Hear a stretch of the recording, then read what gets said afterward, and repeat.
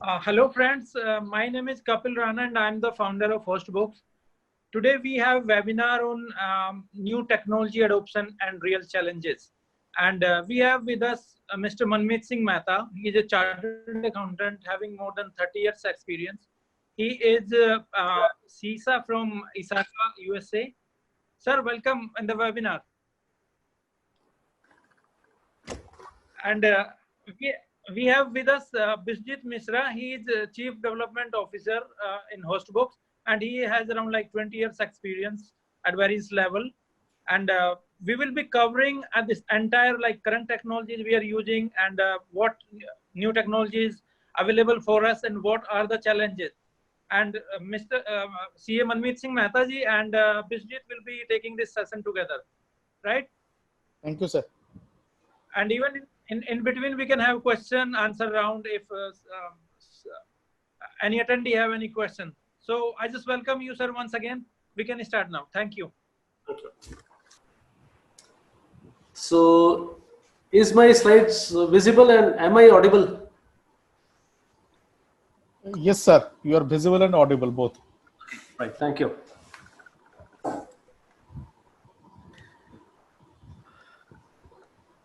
So friends, again, a very good evening to everybody. COVID has lives, but also impacted livelihoods, and it has entirely changed the way we work. Okay, and it has disrupted almost every industry on earth. And the challenge it poses is immense. But at the same time, COVID has brought digital transformation to the top agenda, if it was not already. But any new technology bring its own challenges, and this session is about those challenges. Okay. So friends, I welcome you to this session on challenges in technology adoption. And I am CA MS Mehta, a practicing chartered accountant since last around 30 years. Okay. I'm CISA CFE. I'm a faculty for the Institute of Chartered Accountants of India. And I am passionate about technology. So that's a bit about me. A bit of disclaimer that the views whichever I am expressing are my own views and do not in any way impact Hostbooks. And we'll be using some logos of some softwares and applications which are entirely for educational purposes and belong to the respective companies or organizations. So just a small general disclaimer. Now friends, COVID has been a big disruptor. Okay. We'll be talking about the kind of disruptions it is bringing. We'll be talking about, as Kapil said, the current scenario which is there. We'll be talking about how it has transformed from accounting 1 to what I'll say is accounting 3. How we can overcome the challenges relating to these areas and what is the way ahead. So these are our main agenda items for the day. Friends, COVID has brought in disruptions which were unthinkable. But every adversity has a challenge in it, and every adversity makes you grow. So COVID has also brought growth in terms of technology. Who could in his wildest of dreams a few months back could think of that we could have some kind of virtual sessions without traveling anywhere we can interact. Okay, earlier only the physical form was there. Okay, so I take a lot of classes for the institute. I could never in my wildest of dreams imagine that I could be sitting in my office and I could be taking sessions which would span all across the globe. Was unthinkable earlier. So COVID has been a disruptor, yes, but at the same time, it has brought growth also in some areas which is unprecedented. Okay. Now, Clayton said that the reason why it is so difficult for existing firms to capitalize on disruptive innovation is that their processes and their business models that make them good at existing businesses actually make them bad at competing for the disruption. Now that is, friends, the biggest challenge. That is the biggest challenge that we are used to think. Okay, we are not used to the new normal. Okay, so a lot of us, I find a lot of, when I interact with businessmen, when I interact with businessmen, I find a lot of them saying when will we go back? When will this? So it's not going to happen. It has been disrupted forever. Let us have it in mind. It has been disrupted forever, right? So if we are thinking we'll be able to go to our existing business practices and go with that, I think so would not be possible. And any disruptive, change or brings with it disruptive innovation also. Okay, if photo films have gone, the classic case of disruption was the Kodak. 100 years old company simply gone because of digital photography. So who could have imagined that you'll be going for digital photos day in and day out? Earlier we used to have those 35 mm films, right? So who could have thought? So disruption, yes, it disrupts the status quo, but at the same time, it also brings in innovation which you not thought of. Okay, so this COVID, yes, is a big disruptor, but at the same time, it is bringing change also, which you could not think earlier. Okay, now why it is bad and why the challenges are there are primarily because we are used to a way. And when we go to something which is new and disruptive, we also try to do it the same way. Now, that is not possible, right? So the business has to change. The thinking of business has to change. The new reality has to be accepted. Only then we can grow. Okay, only then we can, have our flight of growth. So as Clayton said, that you have to embrace disruption. Okay, you have to embrace the disruption. You will have to embrace disruption. Only then you can think of growing. Because if we are just consumed with the past, we cannot grow and we cannot survive also in this scenario. There are plenty of industries which will be gone forever. Okay, let's keep it in mind. But they have to evolve with new ways of doing the things. It is so with every business, with every industry. Even our own, chartered accountant profession, it will never be the same again. We can't hope to have the same kind of compliance mechanism. We can't think of the same kind of things where we'll be probably going to some, maybe tax offices and do some filing, physical filing. Maybe, assessments would be tomorrow, e-assessments, virtual assessments. Return would be totally go on cloud. Okay. And all compliances will go on cloud. Okay, so we'll be embracing cloud more. Okay, so the disruption brings with it the innovation which is there. It brings in challenges also which are there, and these new challenges make you evolve, make you grow. Okay, so that is the theme for this session. So friends, when we talk of survival, when we talk of bracing the disruption, we often have the concept of something called as work from home, or now it is more of work from anywhere. Why work from home? You could work from anywhere. Now for this kind of thing, there are 4 challenges which are often there. These are 4 pillars from work from home, but all of them are challenges. If you brace them, yes, you can do whatever you want. Okay, the first is, if you want to go work from anywhere, you'll be needing some kind of hardware, some kind of equipment, some kind of machinery which is there with which you can interact. Now the second pillar which is there, or the second challenge which you'll have to brace, is the data which is in the cloud somewhere. Okay, so there'll be some kind of a cloud where you'll be hosting the data and you'll be accessing the data from the cloud. Maybe applications will also go to the cloud. Okay. So the second pillar and the second challenge which is involved is the cloud, or the data in the cloud.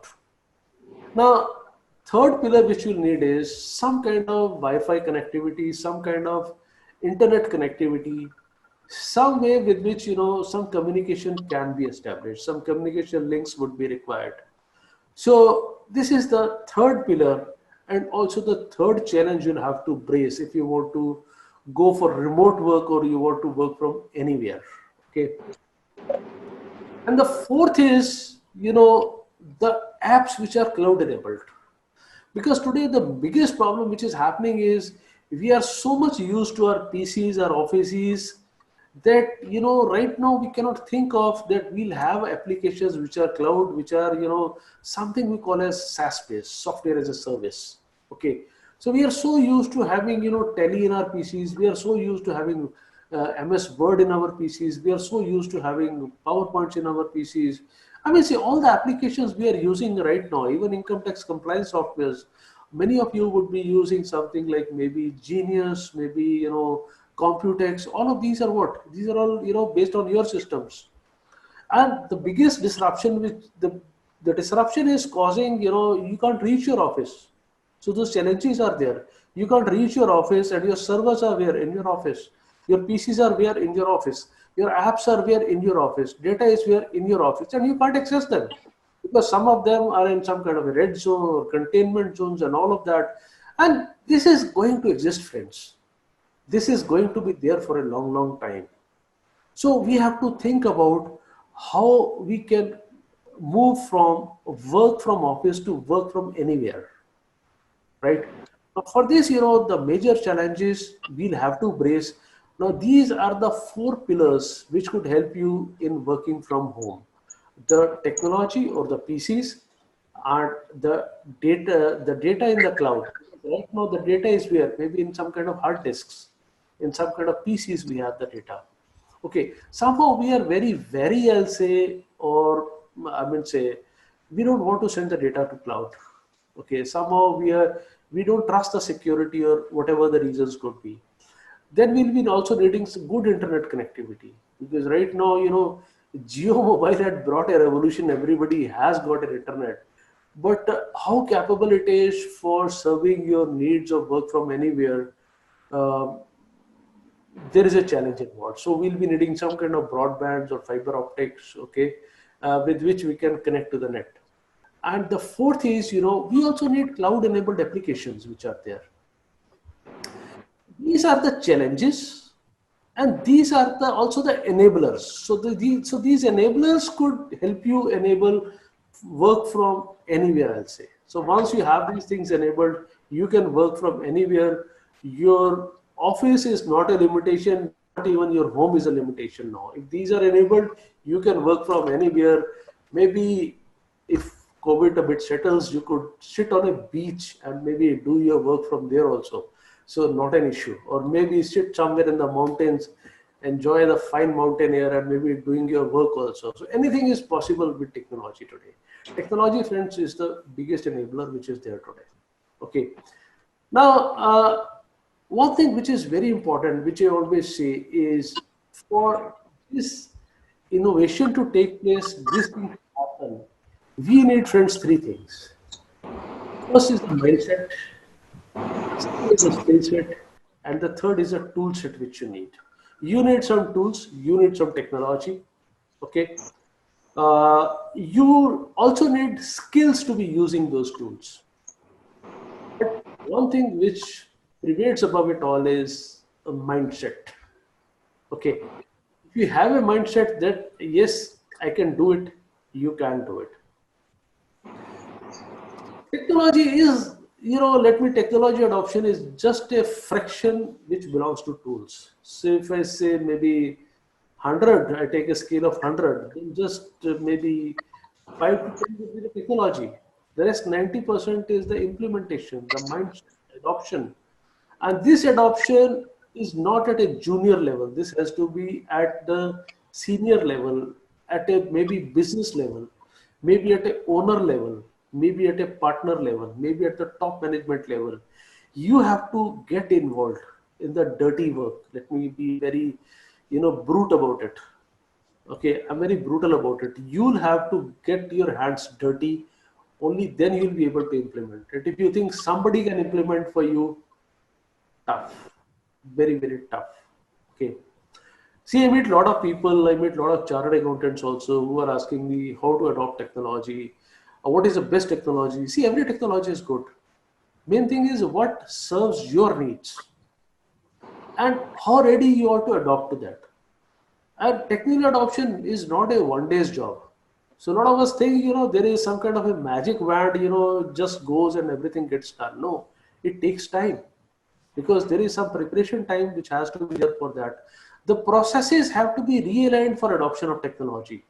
So that mindset, friends, is the first thing which is required. You need to have the mindset that yes, I can adopt this technology, I can overcome this challenge. Once you have that mindset, rest is easy. Rest is easy. Okay. And one thing, which is there, which I said earlier also, is you'll have to embrace the change. Okay. If we are stuck with the past and we want to do the things the same way we were doing earlier, it is very difficult. So the most important thing is you'll have to have an open mind for that. Okay. So like, Thomas said, minds are like parachutes, they work best when they are open. So what you need is you need to have an open mindset. If we are just stuck with the past, कि जैसे मैं पहले करता था अभी भी मेरे को वैसे ही करना है, very tough, Change management is, let me tell you, the most difficult ones to adapt and adopt. Okay. Now, to overcome these challenges, as I said, you need to have an open mind. Open mind that yes, you are ready to adopt new technology. Okay. You are ready to invest in the technology also. Okay. Because a lot of time, we are just stuck with we are already having this kind of a software. Why should I buy a new one? Okay. See, don't consider it as an expense. Consider it as an investment. And let me tell you, technology is not at all expensive today. It is much, much cheaper than, than the times I remember, because I passed my CA in 89 and in 90 I bought my first computer. And today if I talk about those computers, the kind of computers, I've worked on way back in 1990, you cannot even imagine, I tell you, you can't even imagine. My first system, I had a 20 MB hard disk. I mean, say today we got millions of times capacity in one pen drive, and we had a hard disk which was 20 MB. That was the state of the art thing. So I'm talking about that technology. So even then, it was very expensive. But today, if I think of, it's a fraction of a cost, right? So also the second concept we have to think about is it is not a technology adoption is not an expense. It's an investment which you need to do to evolve and to grow. Okay. So one thing, friends, which is very, very important is we need to have an open mind. We need to accept what technology is. Every technology has its limitations also. We'll have to accept those limitations. Because the problem which happens is many of time, I've been involved in some such projects. The biggest problem is change management. We are used to doing certain things a certain way, and we want the same thing to be done in the same way in technology. See, processes have to be re-engineered. If you want to have the same thing the same way, that is not re-engineering. That is not automation. You can't evolve. For evolving, we need to think freshly. Okay. Now, friends, we have evolved, as I said, from accounting 1 to accounting 3. Accounting 1, if some of you belong to manual background, would remember those, Bei Khate. Some might still remember those red-colored Bei Khate or those, loose leaf ledgers which used to be there. So accounting was all manual. And then came the accounting 2. Accounting 2 was, when computers first came, PCs first arrived, okay, some accounting applications were made, and the things became easier with that. So I belong to that era, friends, because when I started my practice in 89, 90, that was the time, PCs arrived in the market. I still remember, I vividly remember, I also got a developer who made some accounting programs for me, because that time these ready-made packed programs were not available. You had to get it developed. So I had a developer who developed an accounting program for me. So when I tell the clients that this will do some kind of accounting for you, and you just put in one entry, it is automatically posted to Ledger and your trial is updated. And the client said, wow, we don't have to tally a trial. As some of you who had worked in manual environments would remember, tallying a trial was a tough job. But friends, when accounting 2 came, along came the change. Along came the, what I'll say is re-engineering of the processes. The way you worked manually, you can't work in computers. So if you want, even in computers, I should be checking the posting of the accounts in the ledgers, or I want to see whether the trial is tallied or not. No, that is not required simply, right? So those processes again go. So accounting too would be, I'll say, when we had initially homemade programs, then some package programs like maybe Tally, Busy, ERP, all of these came. And then, friends, suddenly the cloud arrived on the market. Cloud means the servers which are, all connected. So it's nothing like those clouds up in the sky. It's more like servers which are connected, and you could have your data on multitude of servers which is spread across the globe. Okay.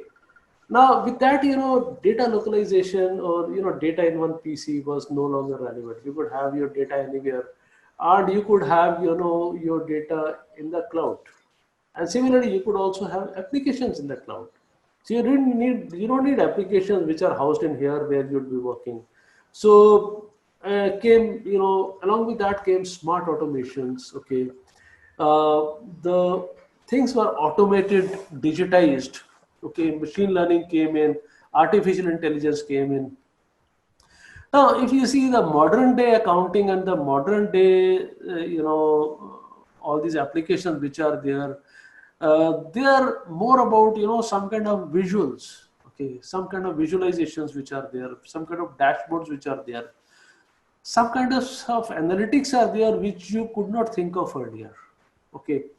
And accounting is today on the go, okay. You could be anywhere, still you could access your accounts, you could be anywhere, right? So I'll say cloud accounting or accounting 3 is one of the first enablers you'll need, if you want to work from anywhere, okay, if you really want to grow, because you'll be needing those analytics, you'll be needing that kind of data analysis again to go forward. Now, all these things, yes, they pose their challenges also.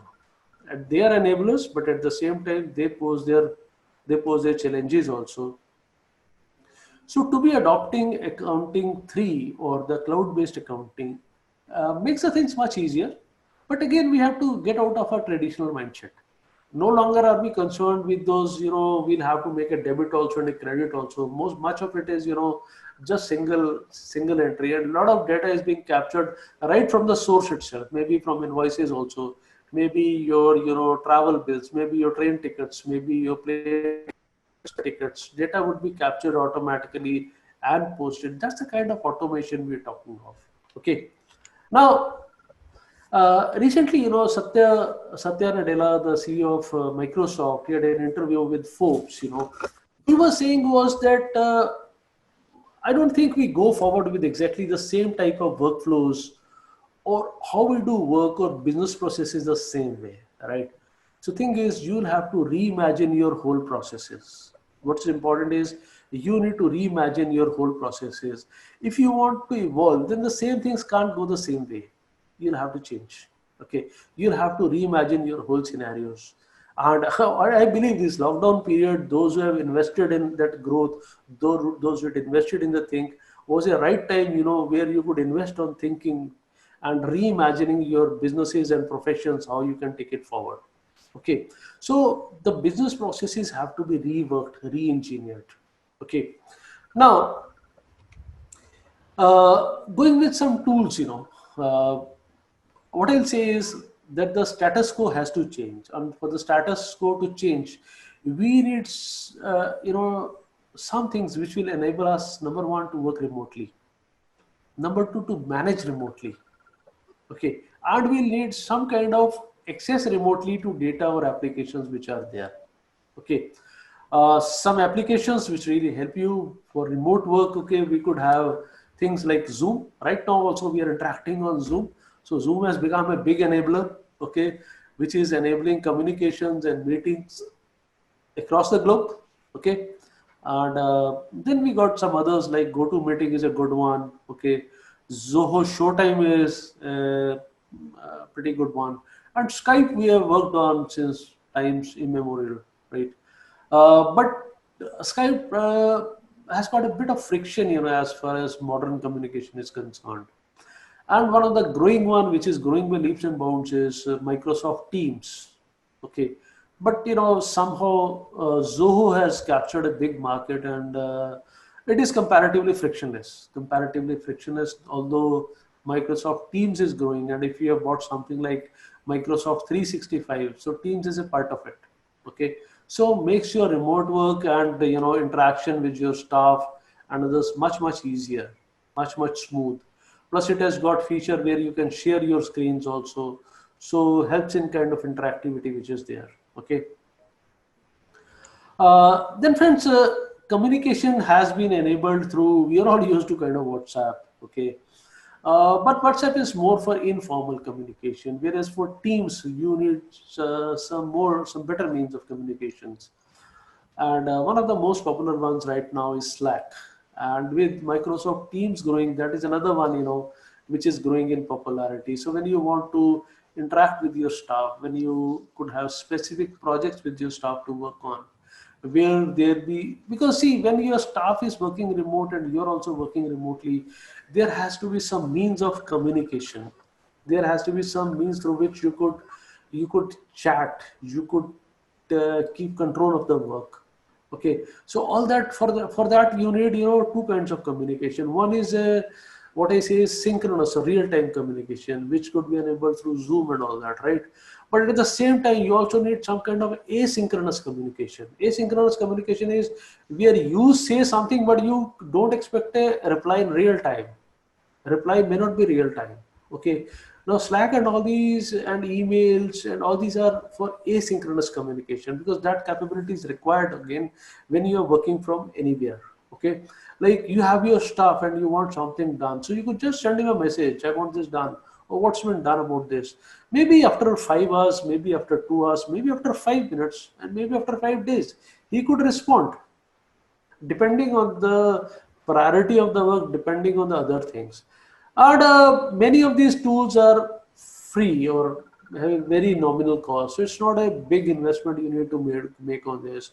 Okay, like Microsoft Teams, with Microsoft Teams as well as all the communication capabilities, is I think so available for 125 odd rupees per month. Not a heavy cost to pay for the kind of facility you get to be interacting with your whole team and all that. So many of these tools are not expensive, and in fact many of these are free also, like Chanty or all these are kind of free. Then Google Hangouts, which is part of the Google Suite, again is, if you are a part of Google Suite, then yes, this Google Hangouts is available with you. And now I think so it's within Google Meets or something, right?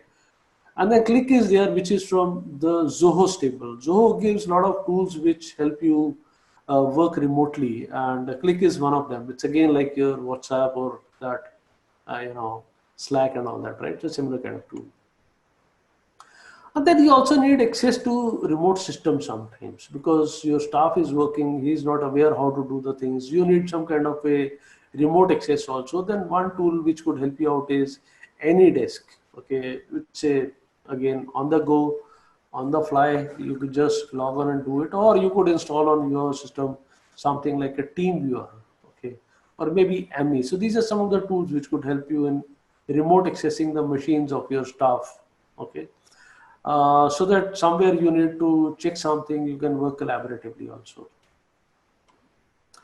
Now friends, as I said, that one thing which is very important is you need to have some kind of reprocess of the work, re-engineer your works. That thing is very important. Okay, you need to bring in processes, you need to bring in small processes which you can manage. And let me tell you, this path if you take of moving to remote work can help you a lot in terms of efficiency.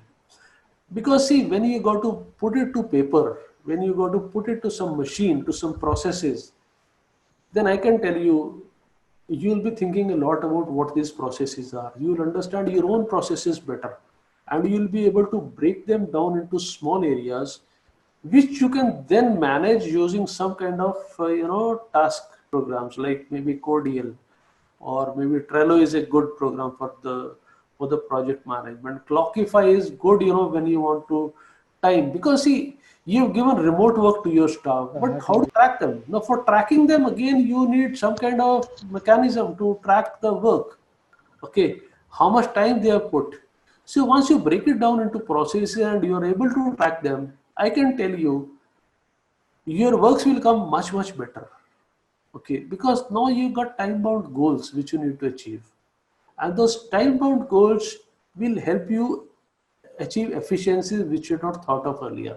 See, a lot of times, we are used to an employee sitting and doing work. We don't know what he's working on, right? And we got no mechanism of all the time tracking what he is working. Reason is because we are confident he is sitting there, then it's fine, right? But when he is remote, we need to have some tracking mechanism. And these tracking mechanisms could be through Codial, then the Simplify practice, okay? We got My Task Monday. So all these are different tools. Every tool is good as long as you can adopt it, as long as it serves your needs. And friends, there is nothing like a perfect tool. Okay, friends, perfect tools, perfect environment, and perfect spouse, they don't exist, right? So you'll have to bear with the imperfections. You have to work with the imperfections. You'll have to reconcile with those things. Okay, that is why I said you need to have a new set of thinking. You need to have an open mind. Okay, with an open mind, every tool will have some positives, some negatives. You have to think on the positives. If it is serving me, then it's fine, because we can't expect a perfect environment, right? So for that, as I said, there has to be a see. There are two things. One is functionality, other is security. You can't have both of them. So a lot of time, we are just focused on one thing, security, and we miss on functionality. If we're too much on functionality, we forget security. But there has to be a balance between these two. So the day after, one of my last sessions, one of CES, he called me up because we were interacting long back. So he called me up and he said, sir, I've been trying Cordial, I've been trying Papilio also. But somehow, they have not been able to work, and security is an issue. So my take is, it's not a 2 days or 3 days job. For Cordial or any of these to work, it takes time. You'll have to invest time. I said 90% is the implementation, 10% is the tool. Or if a tool is there, if it is not capable of serving your exact needs, then sometimes you can tweak your needs to be in accordance with the tool. It's not necessary that every time, जैसे मैं करता हूँ वैसे उस tool में भी हो. So it's not possible, right? So that change management has to come somewhere. Okay. Now, one very critical area is e-documentation. So a lot of time, our computers are full of data, our offices are full of, physical files. And honestly, if I say it's a kind of a admission on my part also, and perhaps everybody would say, we are not even aware what is there in our machines. We could have, maybe TBs and TBs of data, so many hard disks full. We might not be aware what is in there. Okay, and in your heart of hearts, let me ask you a simple question: how many times it is that you think that this was a document which is there somewhere, and you spend endless time trying to find that document, and still you are not able to track it? It is endless times, friends. It is endless times. Okay.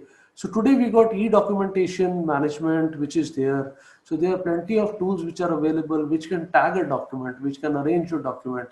And today many of the organizations have gone for, something like, data warehouses or somewhere, where data could be there, could be tagged, could be managed. So EDMS is just coming.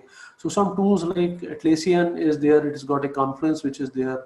Then we got Folder IT, and then this EasyVault is there. So these are tools which could help you do document management also, because document management is today data is becoming humongous, and we need to have some way of working with the data. And I think so, if I guess right, perhaps Hostbooks has got also some kind of e-document management system. So is Biswajit, are you there? Yes, sir, I am there, sir. Yes. Okay. So Biswajit, do we have any kind of e-document management system in Hostbooks also? Yes, sir. So I would just further bifurcate this document management into three parts. So first, document management is called transactional document management. Then there is called rational document management. There the other part is called the documents which you need on time to time basis. Those are called on the go document management. So there are three types of document management. So Hostbooks helps you in first and third type of document management, which is called transaction document management and on the go document management.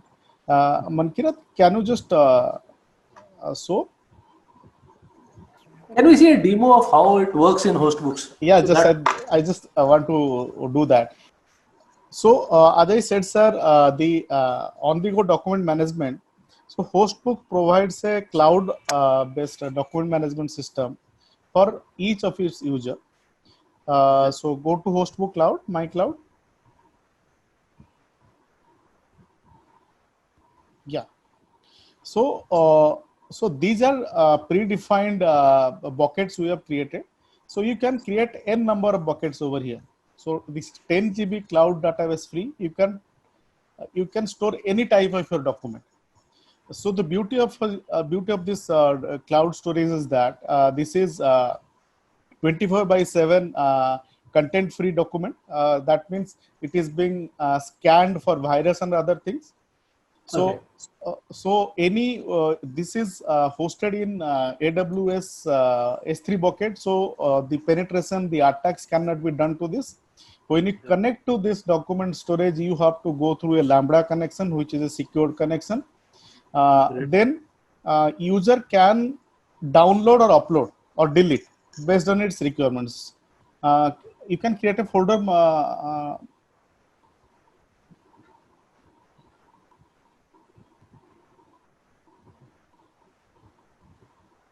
So you can upload document in this. So data is the, that's great. That's great. So if you want to add any upload, so create.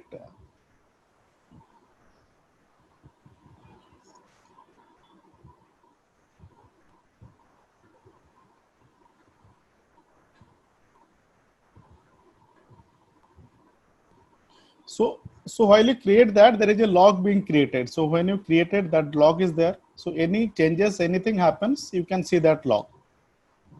Okay. So it is for user security.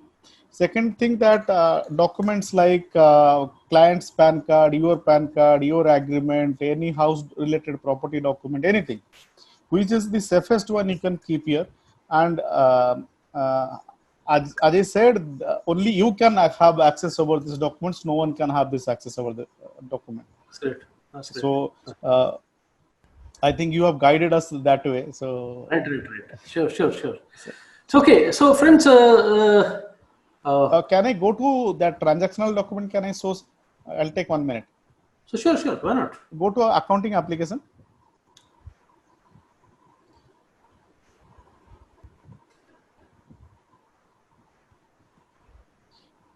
So here, while you create any transaction, you can upload your documents. Whenever you want, you can see, download, view, insert, anything you can do it. So your like your purchase bill, so the purchase bill, documents, purchase order, anything, whatever you want, you can save here.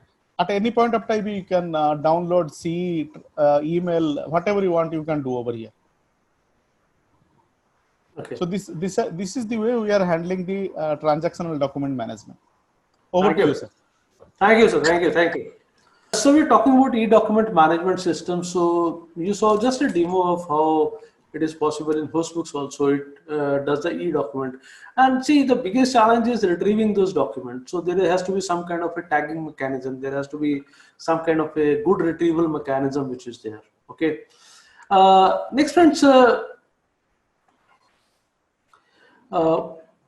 So G Suite gives you a host of features which are there, and it can help you connect. We are all used to Gmails. So but Gmails routine, वो जो free वाला Gmail है उसमें उतना security features नहीं है which you get in G Suite. So G Suite, you got an admin board where you can even go to the finest level of the security which is there, and Google has got a pretty good security. Okay, much more security. Then you can create different kind of documents. Means now this is all a part of what I called as the cloud apps. So Google Sheets is a kind of a cloud app. Again, Google Documents or Google Slides. These are kind of a on the go. You can access it anywhere you want, and the data gets stored in a Google Drive, so you can access it anywhere. So as a part of our whole suite, we also need some kind of a data which is stored somewhere on the cloud. We can access it easily, so we are comfortable with that. There is some kind of collaboration mechanism. So if you ever worked with Google Documents and Google Sheets, and initially, let me tell you, the first time I saw Google Docs and there was one more person who had a shared access, initially it looked very spooky also to me, because I'm not doing something and the whole thing is changing. So because it is all of that, those kind of shared things we have. Okay. Then Google has got all these kind of collaboration mechanisms today, Google Hangouts, Meets, and rather it is coming out very nicely with these kind of apps which helps you collaborate. So if you buy something like Google Suite, you get a whole access to whole lot of features which are there. And Google Drive is a great way of storing your documents. And just like Mr. Biswajit showed just now that even in Hostbooks around 10 GB of cloud is already there. So you can store your folders, you can store your documents there. Retrievability is easy, tagging is easy. Security features are there, only you can access it. Okay. Then Microsoft again has got a host of tools for you. Okay, so Microsoft 365, I'll say it's not very expensive today. It comes at a cost of some, if you even go for the business version, it is at a cost of something like 660 rupees, something odd, where you get even Google Teams. We got a Yammer, which is a collaboration mechanism. And apart from that, you get, I think so, 1 TB or 2 TB of drive with you. OneDrive where you can store your data. So see, the biggest challenge when I talked about work from anywhere was somewhere in the cloud, we need to store the data, which should be accessible by all the members of your team. Okay. So all these cloud features like Google Drive or OneDrive or maybe the Hostbooks cloud, it gives you features where you can access the data. So accessibility becomes pretty easy. Okay. With these kind of features. Okay. So the next big is the cloud storage. Now, cloud storage, friends, is for accessibility to be there, the cloud storage has to be there. So if you want to be relevant and if you want to grow in future and you want to work from anywhere, you have to change your processes to be in tune with the cloud. Okay. So we got OneDrive here where you can store your documents, or Google Drive is there. So Google Drive by default, comes around 15 GB is free with each of these Google accounts, but you can buy, and it's not very expensive. It doesn't end up very expensive even if you have a higher storage requirements. Okay. Dropbox to some extent is free. Okay. But beyond that, yes, you can buy. Now the biggest challenge which happens, and the question which is often asked, is regarding security. Sir, what is the security which is there in this cloud? My data is somewhere, I don't know where it is. So what is the kind of security I get? Now, I often ask a question, how much security do you really practice in your organization?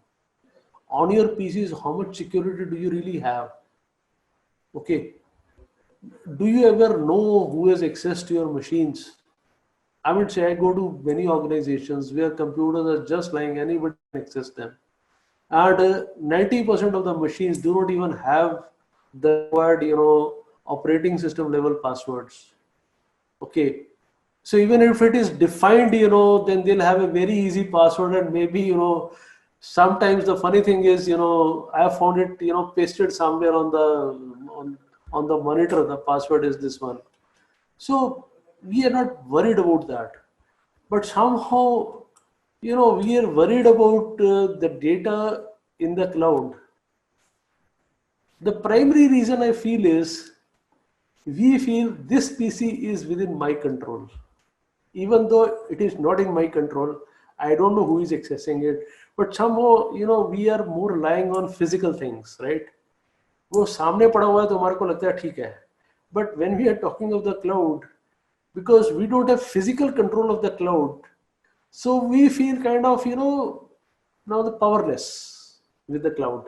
So that's why we are all the times worried about the security of the cloud. But let me tell you, all these organizations have grown because they have good security. They've got security which is, I think, so much better than the security we practice in our systems. Google won't let you go on the cloud without a password, whereas in your machines you can go without a password.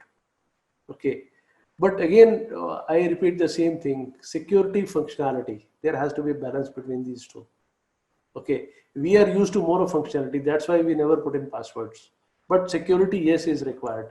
Security is again absolutely required if you are working from anywhere, because your data is there. You need to access it somehow.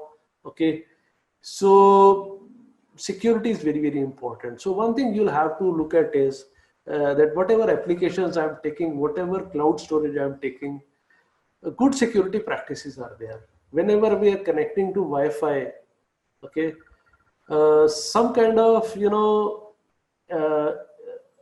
the security practice need to be there. Let me ask you a simple question. How many of you have named your Wi-Fi, access based on the number of your mobile or your own name? I think so many of you. I find a lot of people putting up like Anil's Wi-Fi. So everybody knows this is Anil's Wi-Fi, and any hacker could go and he knows I'm getting into Anil's, whole security network.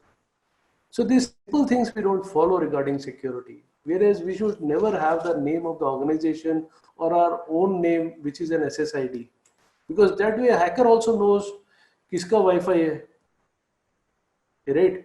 In my case, funnily I've named it as loading and 3 dots. So the other day, my internet ISP person, he came, he wanted to configure my Wi-Fi and he was just waiting for it. I said, what happened? He said, sir, it is loading. I said, it is not loading. Loading is the name of my, is the SSID of my Wi-Fi. He said, it's a very funny name. I said, it is funny, but it keeps me safe, because somebody who is trying to access, he'll think that there is something loading. He won't get into that. So I would say what I'm talking about are simple security practices which we don't follow. But when it gets to, cloud or all the things, we say security hai ya nahi hai, right? So yes, security is required. We need to be conscious of security. We also need to look at what are the kind of access rights which are available there.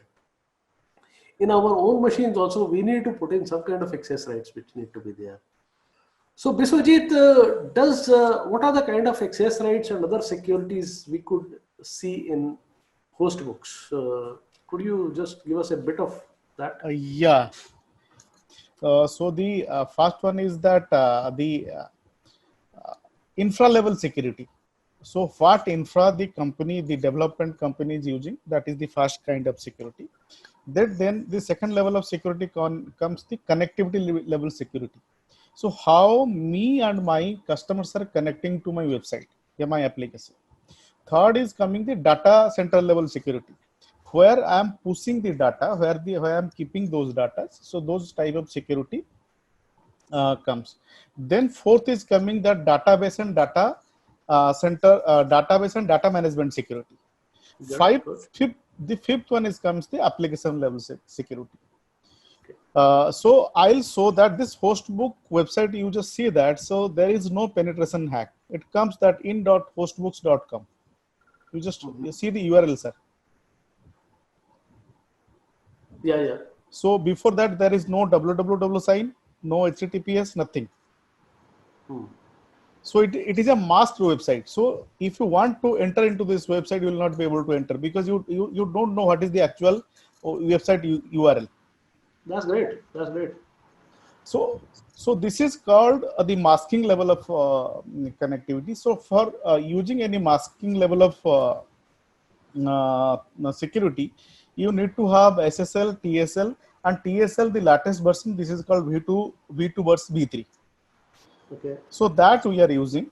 Then for the connectivity level, we are using, as I said, you the Lambda functionality of AWS, which is the most secured function that works similar to the blockchain concept, where the data has to be ported in a multiple port system, and those need to be adjusted or entered in a keynote system.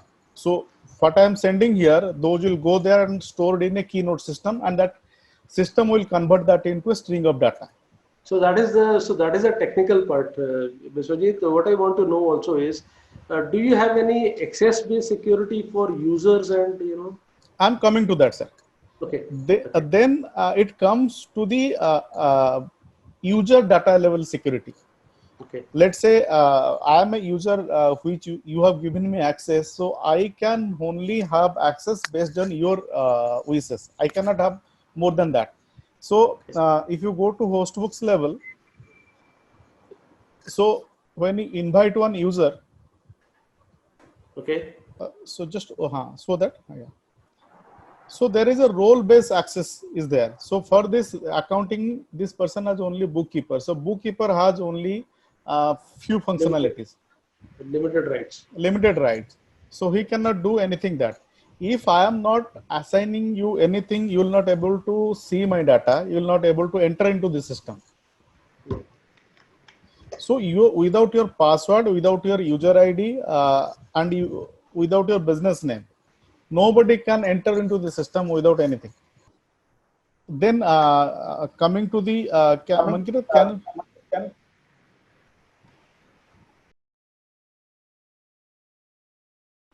so the application is developed with all the latest technologies. Go to the next level. So these are the security features we are using, sir, for AWS WAF, AWS Guard Duty, which continuously monitors your attacks and penetration and CrowdStrike like things. And then go down. These are, as I said, SSL certificate, AWS IAM, that the most advanced security function which AWS uses. Go down.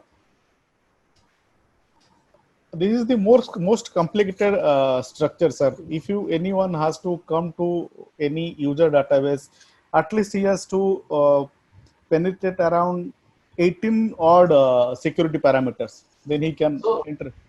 So we should be rest assured about security, as far as your systems are concerned. Yes, sir. So, okay. Yeah. So let's continue, right? So security, friends, is required.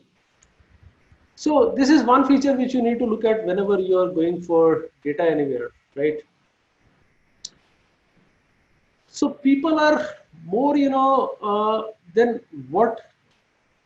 just what has happened to them. It is what you do about it. So it's not jo kuch ho gaya. You got to think about what you have to do now. All right. So you got to think about future. You got to convert it into action, right? So you need to convert it into action. So it's not about what has happened, right? It is what you are going to do about it. Okay. Now we got to think about how we can move from digitization to automation. Okay, because digitization is more like physical to manual, right? और जिसको हम we in common language say this thing has been computerized. Computerized means it has just gone to computers. No business process re-engineering has taken place. Nothing has taken place. Whereas now we are talking of automation. So when you talk of automation, you talk of automatic business processes. Okay. Data in the cloud, analytics, all these things being done automatically. Okay. Now even your compliance would be in cloud today. So you need all compliance solutions which are cloud compliant. Okay. Like we got ClearText, which is a good solution, but focusing on GST. It started with GST, now it has got income tax and all those features also. So it is all cloud based.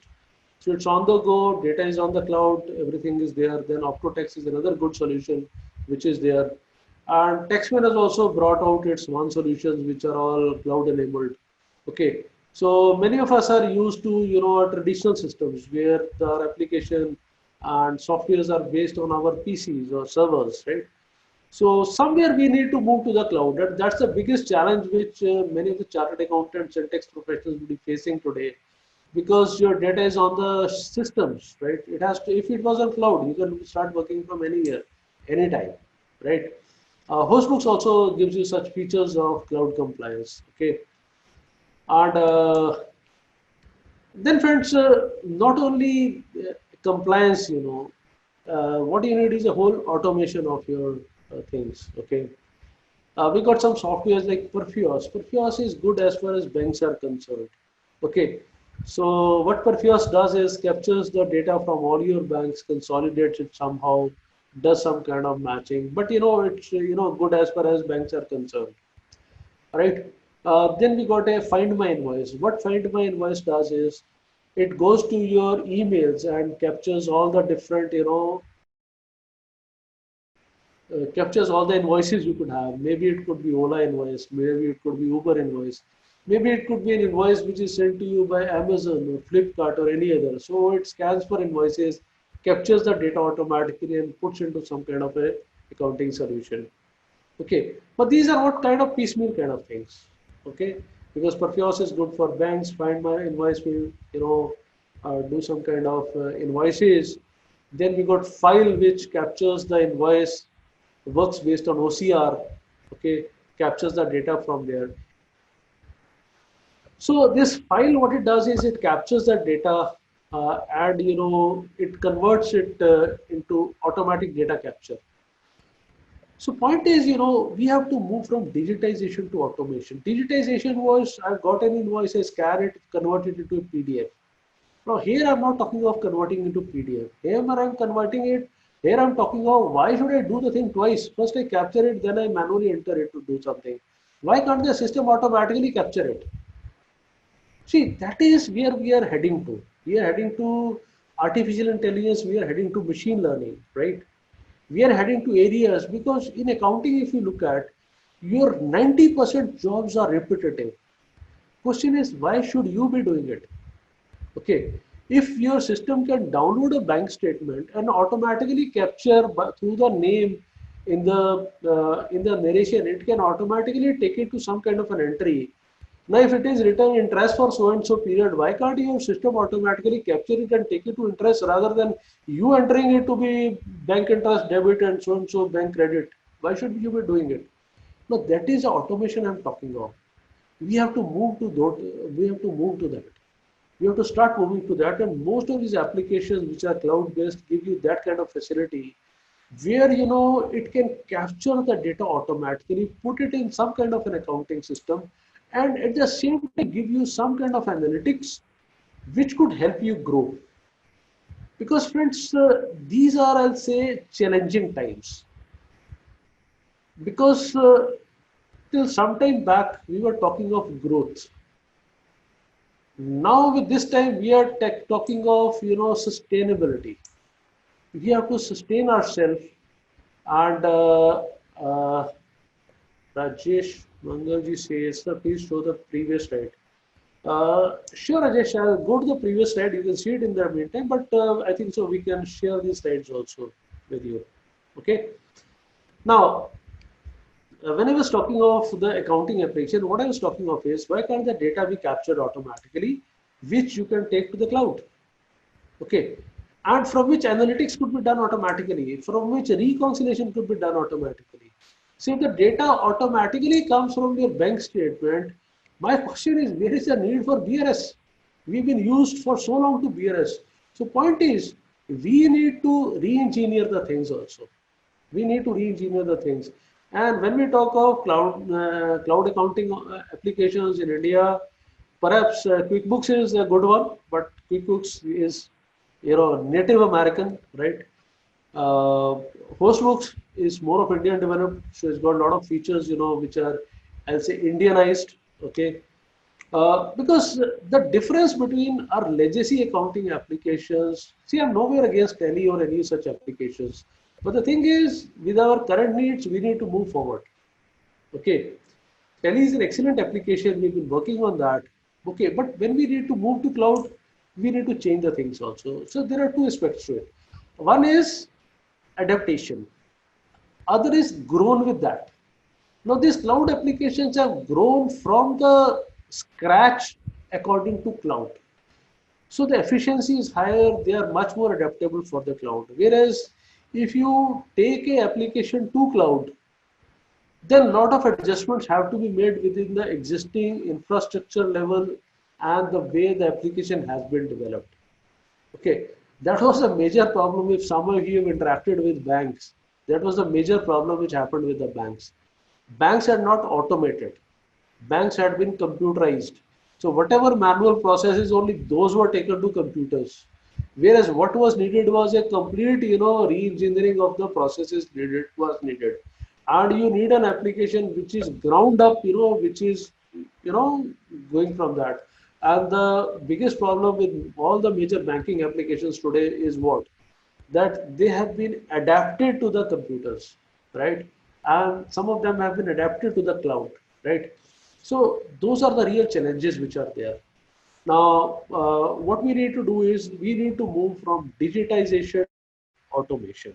Okay. So already it's around 1 hour or so. So I think so. I'll take 5 or 10 more minutes and we'll wind up. Okay. In case you're interested more, we could interact more, not an issue. But you can continue, sir. Okay. So, Biswajit, I'll request you, could we see a bit of, cloud compliance features, these regarding GST and all that? Is there some kind of automation within your system, or is your system capable of capturing the things automatically? Because that is something which belongs to the future. Could you just show us some features in your software which relate to, I'll say, automation, so that we could have a live experience of what automation looks like?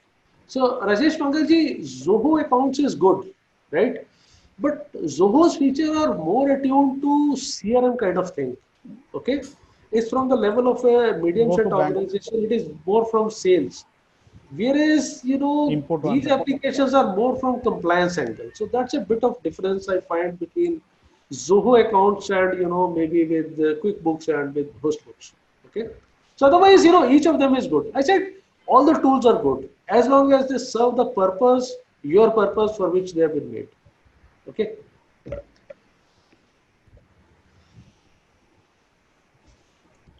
So import any transaction.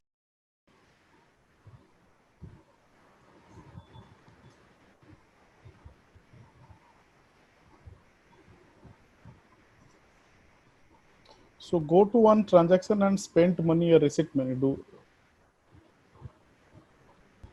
from reconciliation. From reconciliation, do a receipt money. I just imported one bank statement.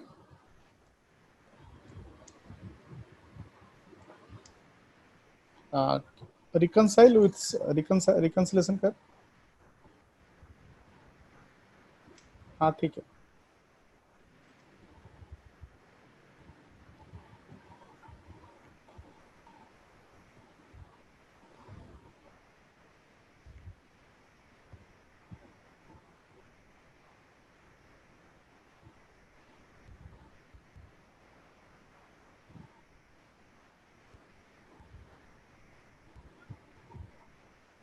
So I've just imported one file, sir.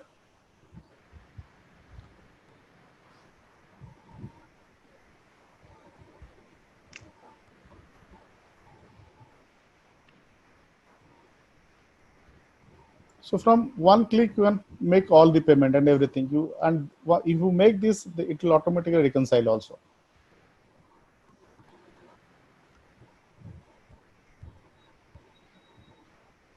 So reconciliation is done in 1 second. Okay. Then Mankirat, go to GST and port this to GST. Yeah, Bisjit. Yes. I have a question. We are doing this bank reconciliation, or we are reconciling the sales item from imported from. Yeah. I am doing 3 things, sir. I just imported one bank statement, and randomly imported some documents for sales, and I reconciled that with AI feature. I believe the sales was from downloaded from e-commerce portal like Yeah, it was from Flipkart or Flipkart. Amazon. It was Okay. from Flipkart. Yeah. Okay, fine. So then I just done a reconciliation with the AI feature. It just fetched automatically the amount. Then we are moving this data to GST for the GST compliance. Okay, fine. Thank you. Go ahead.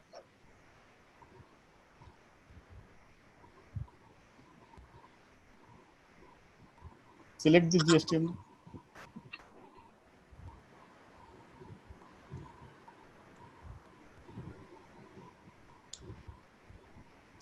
So this data has been come from, so from here you can file the returns and everything.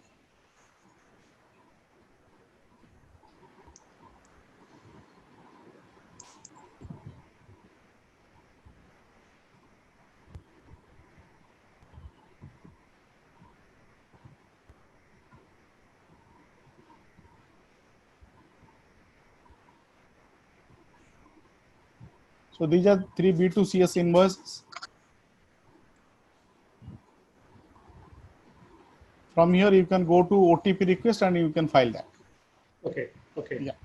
So you mean to say within a minute you can download the bank statement from the bank portal or from your computer, and you can reconcile all the items, and you can file, you can prepare your GSTR1 or like any other form to file with GST network, right? I just show you, sir. I'm not doing. Somebody else is doing. He's a junior guy. Okay, And it's okay. Okay. Fine. he Fine. did this. Yeah. Fine. Fine. So, friends, we have seen how accounting as well as compliance could be managed through a single application. So the point is, Hostbooks has got a lot of features. We've discussed a lot of different software. So it all depends on basically what is your requirement. If any software serves your requirement, that's good enough. Second thing is, even if you use for some time, you find that application is not useful for you. One thing which is good with all these cloud-based applications, most of these you have, is these are all subscription-based. So it's not a lifetime payment you have given.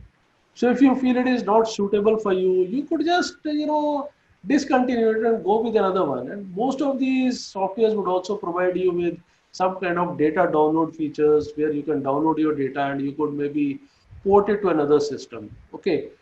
So the thing is, whichever system is useful for you, you could adopt that system. Okay. So how much time do we have, friends? Because I'll just pace myself accordingly. Okay. So we're talking about all these accounting applications and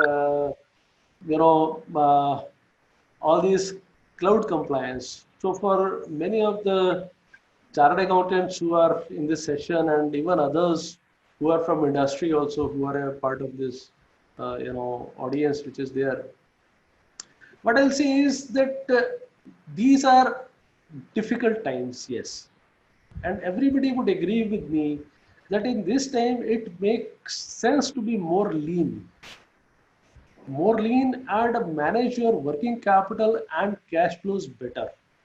So definitely you will be needing to invest in any such of these applications which can help you manage the things better. Okay, this is a time where you need to preserve your inventories. Okay, this is a time to get lean, that is for sure. Okay, if you are lean, you will be able to survive. If the flab is there, becomes tough. And for this, you need very tight working capital management. You need to keep tab of your cash flows, your working capital management, your debtors, and all these kind of things. Now, this is where all these applications could save you, number one, a lot of time. Number two, make you more efficient. And third is, since many of these applications give you on-the-fly analytics, like if I talk of this Perfios. Now Perfios will give you a whole scenario of your banks, your banks, your investments. Okay, QuickBooks, Hostbooks, they give you a host of analytical features which are there. And Mr. Mangal was talking of analytics. Now Zoho gives you some wonderful analytics which are there, more from the CRM perspective, right? But if you are talking more from the accounting perspective, then perhaps and compliance perspective, then perhaps these two softwares would score over Zoho. That is my personal opinion. Okay. So this makes sense that we have a lean management now, and for lean management, we need to have some kind of good working capital control. For good working capital control, we need to have good debtor management, okay, good creditor management, and overall, because this is the time when we need to preserve all those things, because the supply chains are getting tough.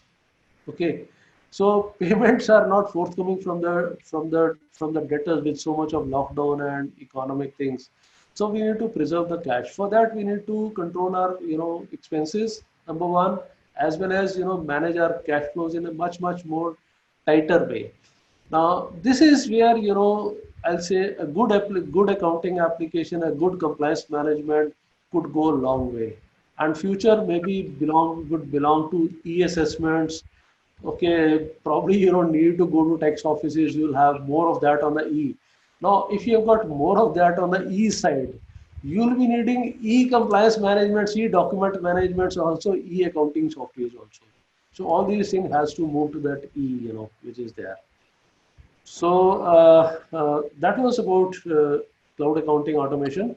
Okay, we talked about that. So now it's open. Any other question you wish to ask? You're most welcome.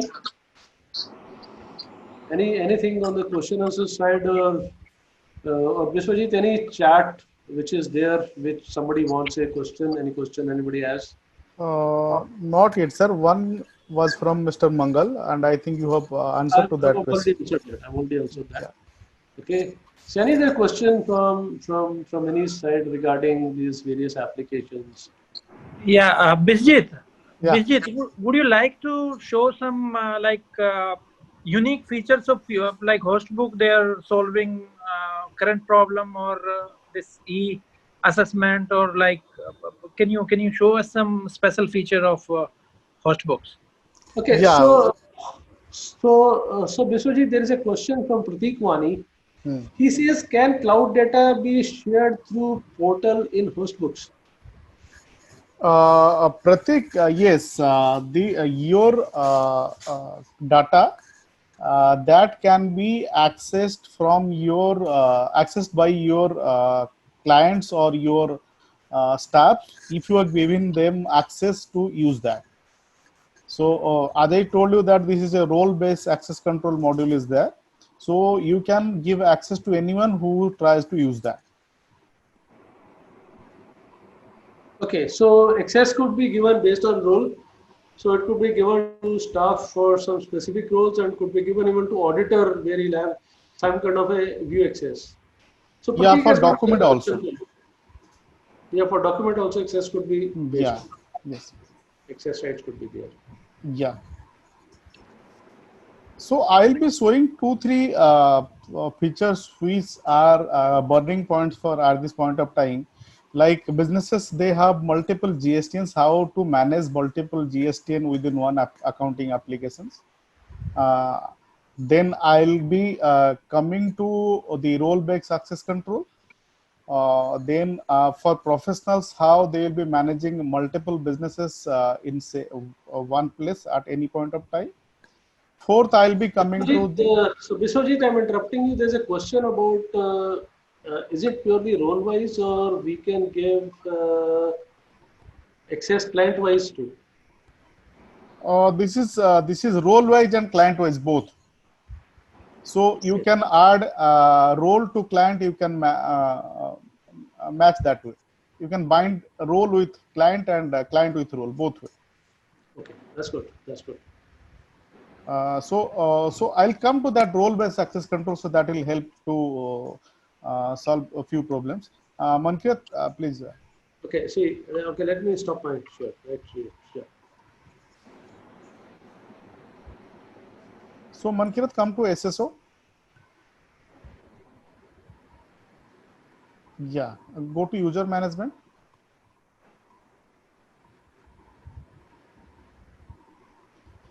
Edit any rights.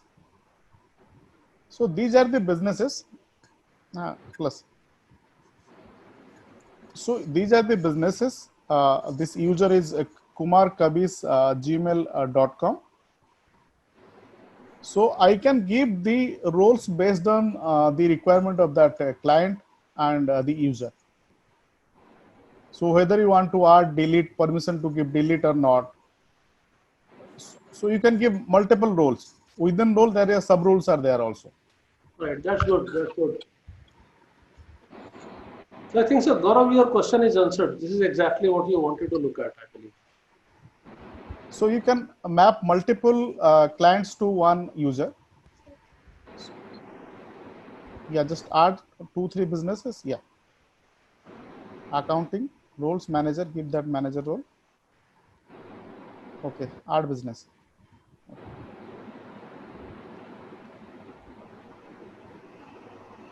So now if you go and see that Kabis, so he is having so much roles. At any point of time, you can delete, revoke based on your edit. You can do whatever you want to do. So this can be only with the admin who has that admin access. So only one person can have that admin access. He can control this whole facility. Fine, fine, fine.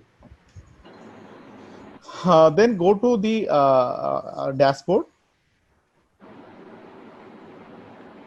So from here, sir, you can manage multiple businesses.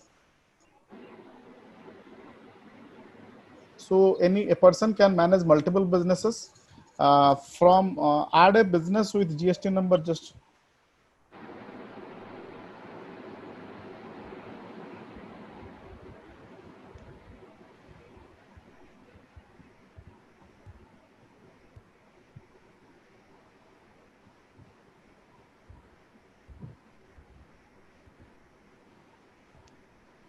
So this says that the GST number is incorrect.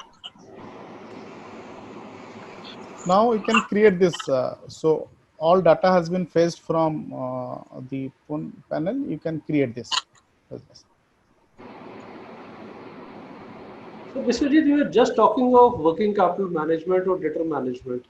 So does Hostbook have got any feature where you could look at your debtors or their aging or some such thing?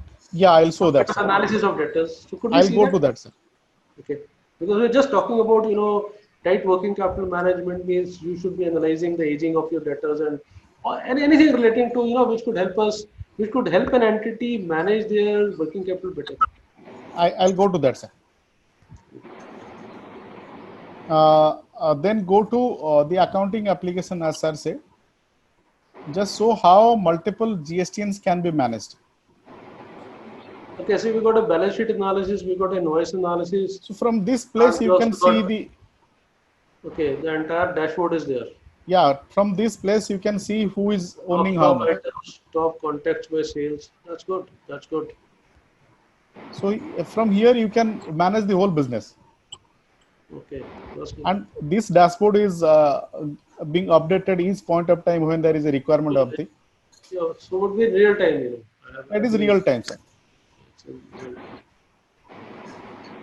Go to yeah.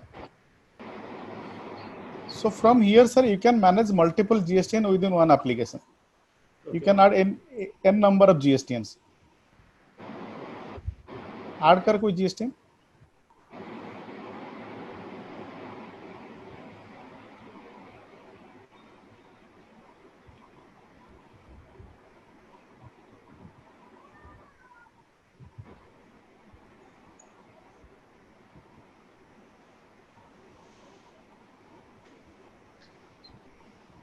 Go to sales.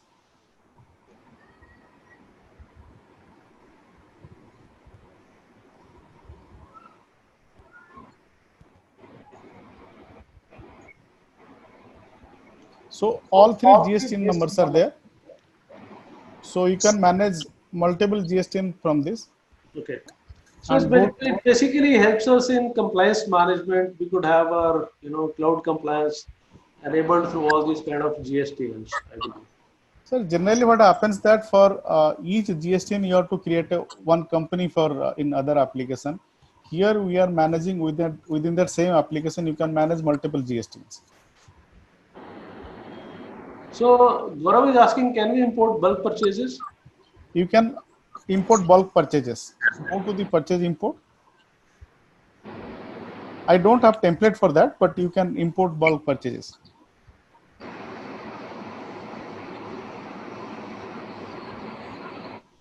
You can import bulk purchase.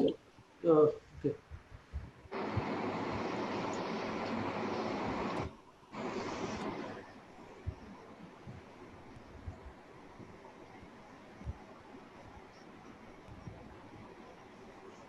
So right now there will be no dummy data for that, I believe. I have Yeah. not prepared for that purchase. Okay. See, not an issue. You could arrange a demo that way for Gaurav.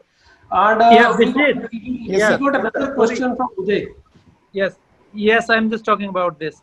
Like we, just Bisjit may like show him first. You need to download the bank statement, then the invoice, then you can make a reconciliation.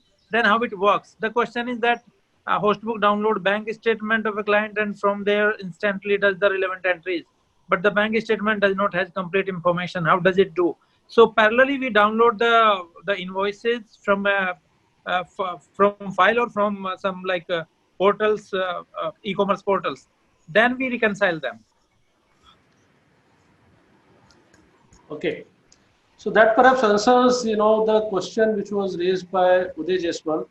And then Rajesh Mangalji has a question whether the purchase import can be made from data which is in Excel. Yes, sir. Anything which is an import can be done from Excel.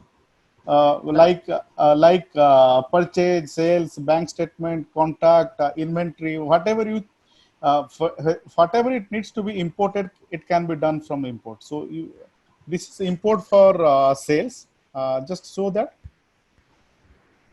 there are two types of sale. You can import e-commerce sale. You can import the normal invoices. Go to inventory module.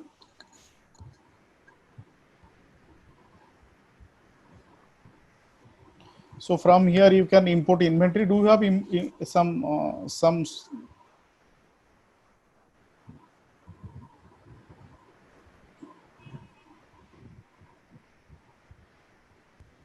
So means it can be imported from Excel, right? Anything from anywhere. Everything can be done from that.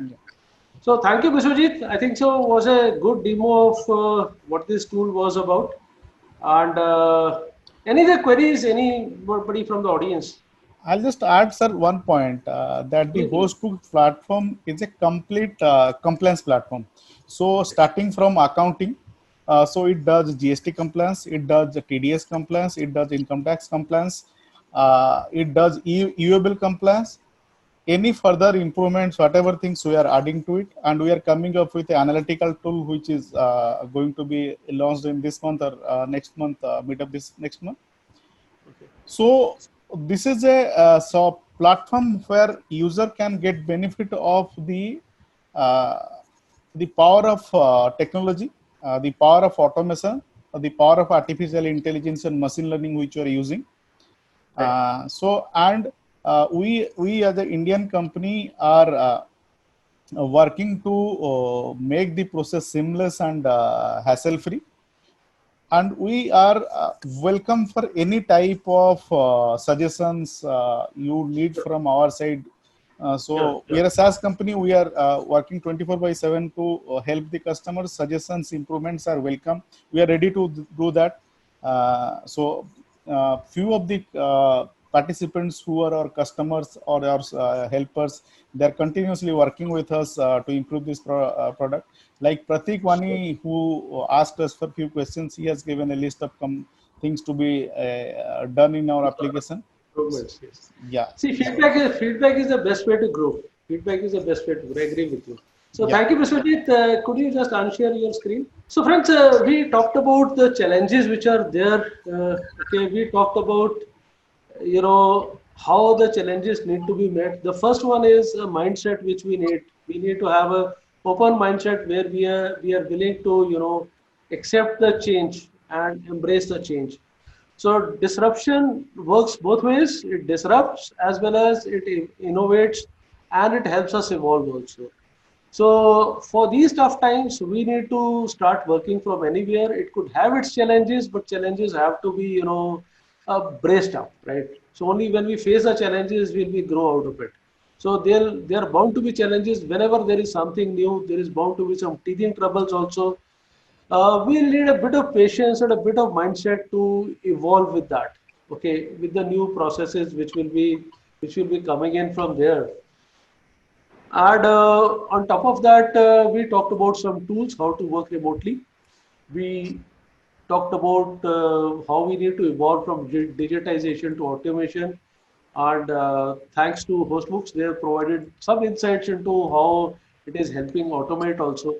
So we've given you a plethora of tools which are there. You can adopt whichever you find best. And as I said, there is nothing like a good or a bad tool.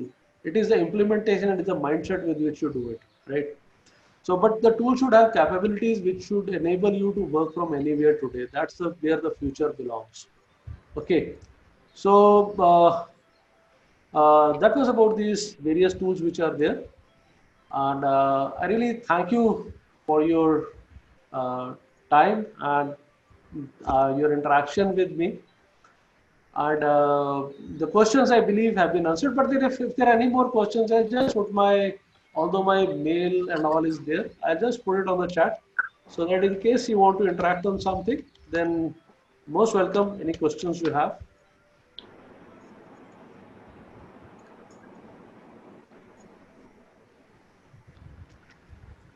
Okay, so it was a pleasure interacting with you all, and let's keep the things open. Let's evolve. Let's all be safe. Okay, and at the same time, let us all grow. So Yes, sir. Yeah. thank you, Biswajit and Yeah. Kapil. So Kapil, on to you. Sir, we have a question. I got a chat from Udayji. Uday, and he's saying main constant is availability of skilled accountant.